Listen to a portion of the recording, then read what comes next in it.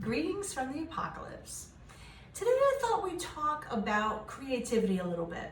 Now, I don't pretend that I have all the answers, but I can share a little bit of insight about how I work and what I see students doing to themselves to block their work. So maybe it'll help you too. So let's talk about a few things that we all do to get in our own way. The first thing that I see a lot of students doing about creativity is they think that they can just say, I'm going to have an idea now. You know, they sit down with a piece of paper and they're like, I'm going to figure it out, or I'm going to figure out what I'm going to do next. Now, I don't know about you guys.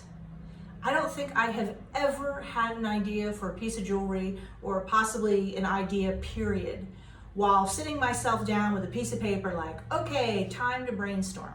I never fucking think of anything. I just sit there with this like blank buzzing, like, think of an idea,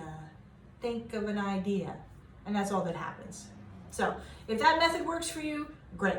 But for the rest of you, stop thinking that creativity is something that you can kind of just, you know, I'm ready for creativity now.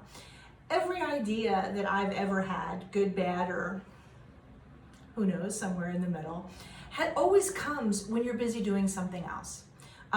It doesn't have to be jewelry making something else. It could be like taking a shower, washing the dishes, driving in the car, you know what I mean? Whatever. But it seems like the creative part of your mind does not like to be questioned directly. It likes to speak to you when you're busy doing something else. So for me, if for some reason, I mean, I do have a lot of ideas. I'm a pretty creative person, but I think one of the reasons for that is that I'm always in the studio working.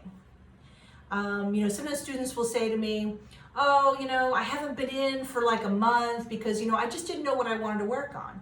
And I'm like, so you didn't come in? And you didn't have any ideas? Like if you had come in and you had sat down and maybe played with some stones or made some bezels or pulled some wire, you would have had an idea. Every idea that I have comes when I'm doing something else. So if I'm having a day that maybe I'm not bursting with creativity, which ebb and flow is normal, by the way, for all of us, I just do the stuff that you're going to have to do anyway. And by the way, the stuff that's going to aggravate you when you are feeling really creative. Like, oh, I need to pull some wire, I need to make some sheet, I need to make granules, I need to make some bezel, just like the stuff that you're going to have to do that isn't maybe the most creative, but it's part of the process. It's something that needs to get done. Maybe my tools are a little funky and they need a little sanding and polishing or something like that. If I'm not feeling super creative or I'm not feeling like ultra inspired, like I want to do this right now, work on one of those things. When you do, I can almost guarantee you'll have an idea. So that's my main advice. Get out your stones, make some bezels. No matter what you do with your piece, you gotta make your bezels, right? So I always tell people, just go ahead and make your bezels. Make them a little extra high so that they'll accommodate, whatever you may come up with in your design. But go ahead and make them. You need to do it anyway. And sitting there and spending a little quality time with your stones, they do tend to speak to you, I'm sure. Whether you hear the voices, hopefully not. I never admit to hearing voices. But you kind of sit there with your stones a little bit, and after a while you're like, oh, you know what, this would look really good as like a ring, or you get an idea. That's what happens. So that's my first main thing, is stop thinking that you can decide when you're going to be creative or when you're going to feel inspired, because it really doesn't seem to work that way for me and any of my colleagues or the students I see. Creativity kind of comes on its own schedule. So I say just show up so that you're there when it happens. That's my first big piece of advice. My second piece of advice is this. Now I make jewelry for a living, right? So a lot of people don't make jewelry for a living. They're doing it, just as, sort of a side hustle, or they just love it, or whatever the case may be. And yet I can't tell you how many students talk to me about what they're going to do, and they are so mean to themselves in the sense that, like, well, I really want to work on this, but I can't, not until I finish this project. And I'm like, why? Well, I mean, I can't. Like, who says? Where's your cruel overlord? Your cruel overlord is in your head. You know what I mean? It's like you're doing something creative to relax and enjoy yourself and you know, all those wonderful things, and yet you've got that part of your brain that's like treating you like you're an accountant, and you're like, you know, you gotta do this, you gotta do this, you gotta do this. You know, why don't you be a little easier on yourself? Maybe if you're hating a project, maybe you say, fuck that project, I'm gonna work on something else for a little while, and then go back to it when you're feeling more in the mood. Let me break it to you, I don't ever work on one project at a time. That whole like work on one project, start it, finish it, I never fucking do that. Because some days I'm just not in the mood for that particular project or that particular thing. Or sometimes I get stuck where I'm just like, either I know exactly what I want it to look like, but I haven't figured out how I can make that happen, or I don't know exactly how I want a certain stage to look. And you know what I do? I go, all right, fine, the hell with you then. I put it aside, I work on something else, and lo and behold, the day will come, sooner or later, whether it's in a day or a month, where all of a sudden I go, oh, now I know. Now I know what I have to do. You know what I mean? And then I go back to it. So it's a little easier to be creative and enjoy the process if you'd all stop being so mean to yourselves. I mean, it's like there is a part, I mean, I speak for myself too. I mean, I've gotten over some of these things, but not all.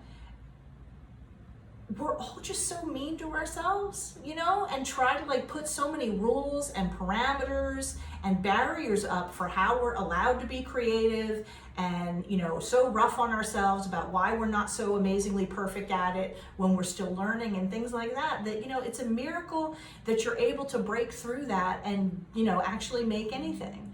So that is my second big piece of advice as far as creativity is, maybe it's okay to do what you feel like sometimes.